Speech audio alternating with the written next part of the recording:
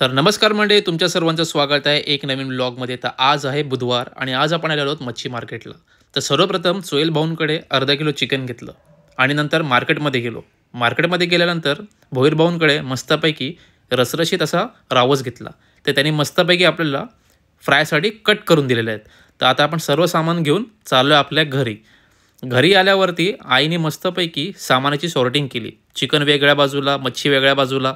तर इकडे बघू शकता आपण चिकनच्या ग्रेव्हीसाठी घेतलेले आहे ओलं खोबरं, जिरा, अद्रक आणि कोथिंबीर. तर बघू शकता मित्रांनो, इथे आपली नेक्स्ट प्रोसेस सुरू झाली आहे, ती म्हणजे आपण चिकन बॉईल करून घेतोय.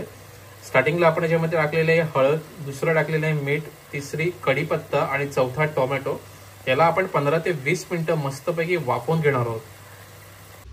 तर बघू शकता मित्रांनो, इथे आपलं चिकन बॉईल झालेलं आहे मस्तपैकी. इथे आपण नेक्स्ट प्रिपरेशनसाठी आपण कांदा घेतलेला आहे, लसूण घेतलाय आणि आपलं वाटण देखील तयार झालेलं आहे. तर चला जाऊया आपल्या नेक्स्ट स्टेपसाठी.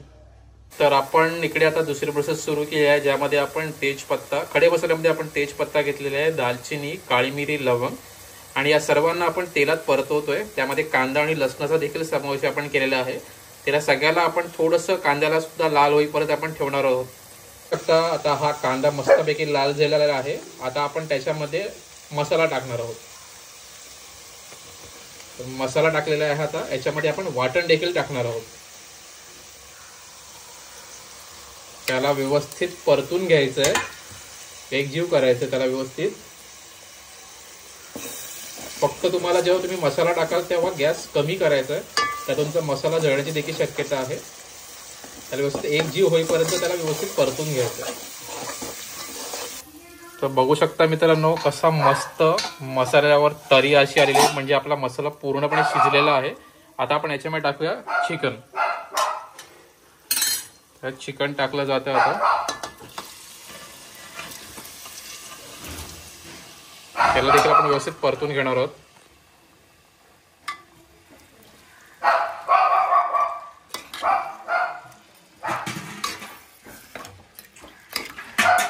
थोडंसं आपल्याला हवं तसं यात पाणी टाकायचं आपल्याला.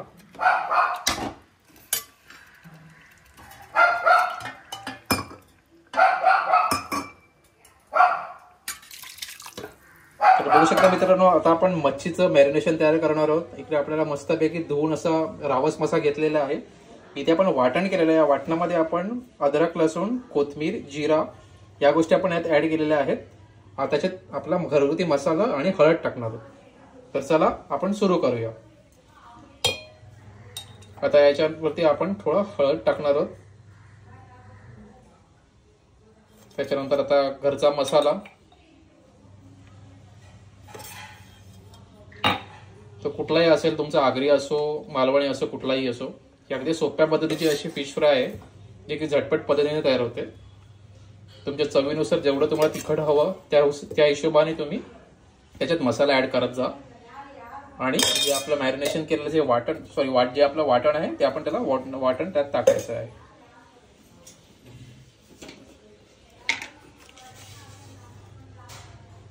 चवीनुसार मीठ टाकणार आहोत त्याच्यामध्ये आपण. तर या मॅरिनेशनला व्यवस्थित आपण कालवून घेऊया. तर व्यवस्थित आपण मसाला मच्छीला लावून घेणार आहोत. त्याच्यामध्ये आपण लिंबू देखील टाकलेला आहे.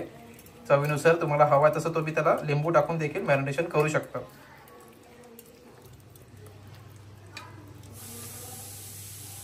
आता आपण तळायची प्रोसेस सुरू करणार आहोत.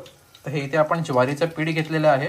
त्याच्यात आपण थोडंसं डीप करणार आहोत फिशला आणि डायरेक्ट आपण तेलात सोडणार आहोत. त्याच्यामध्ये आपण थोडा कढीपत्ता घेतलेला आहे आणि थोडं लसूण घेतलेला आहे, जो की तेलाला एक मस्त टेस्ट देतो, जेणेकरून मच्छीला चांगली टेस्ट येते.